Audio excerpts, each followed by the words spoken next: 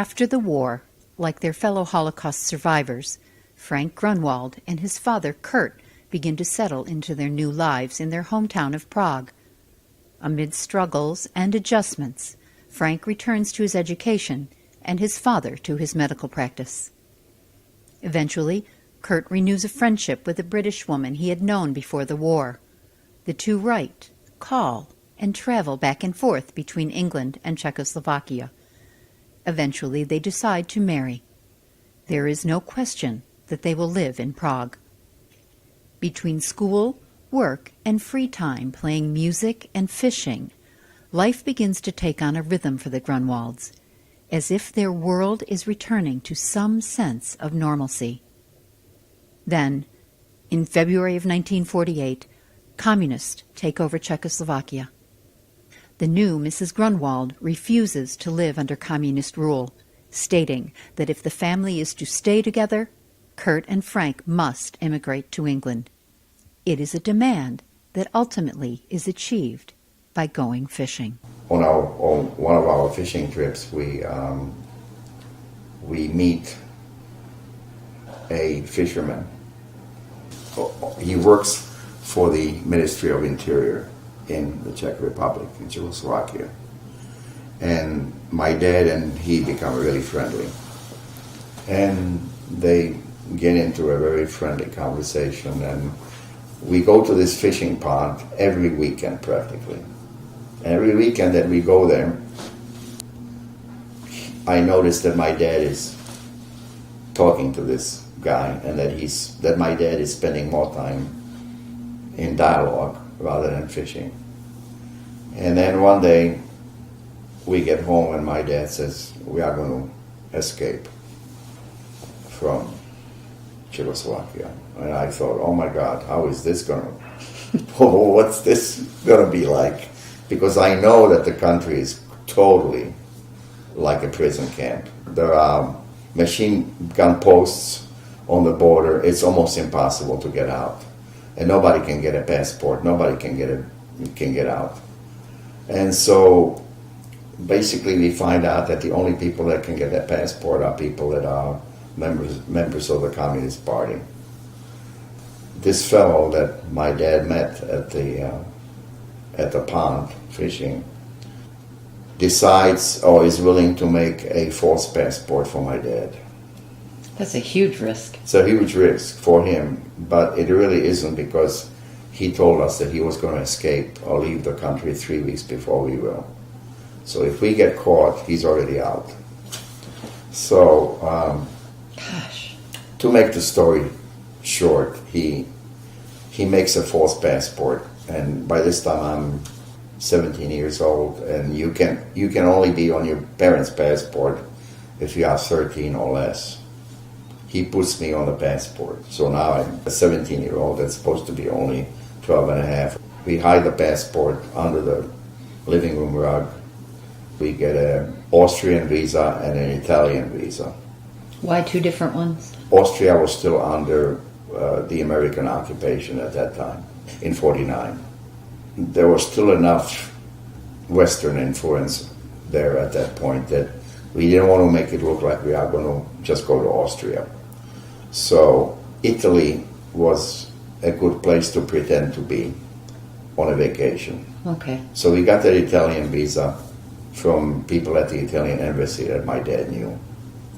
We tell our housekeeper that we are leaving. We give all the information to her. We even give her the phone number and the name of the police chief in Prague in case we get caught. My dad knew the police chief. We thought that maybe if worse comes to worse, that he might have some power in getting us out of jail if we end up in jail.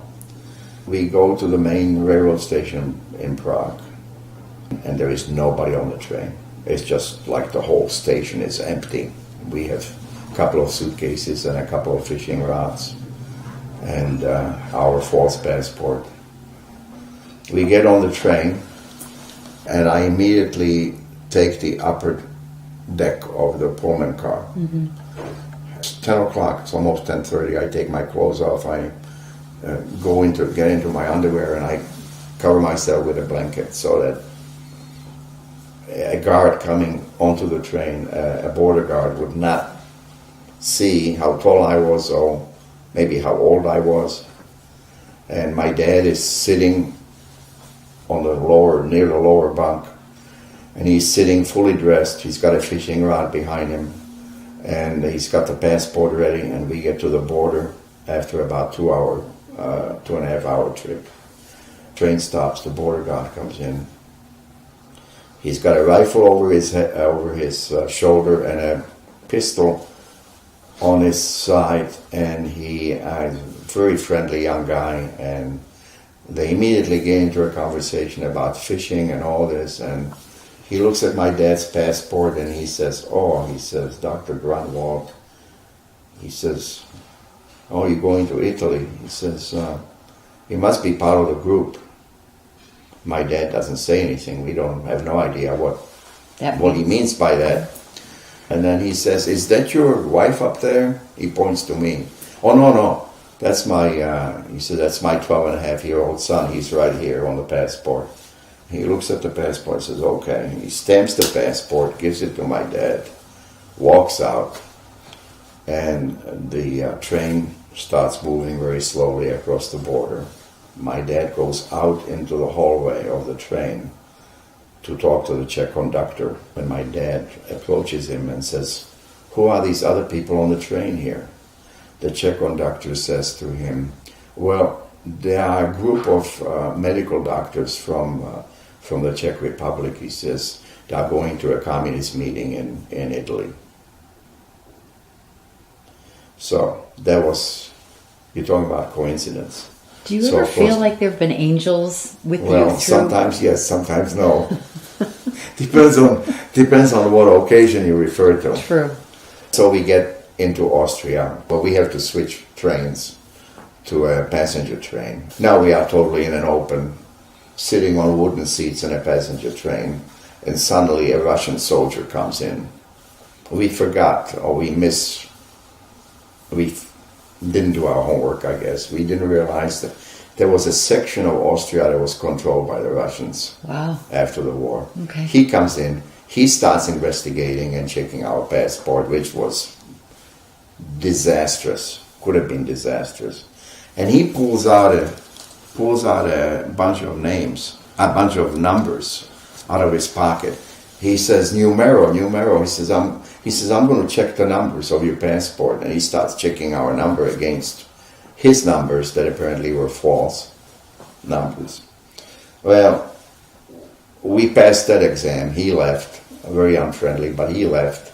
And we finally got into Salzburg, Austria, where we spent maybe 3 weeks, 4 weeks, until my stepmother was able to get us the immigration papers to immigrate from Czechoslovakia to London.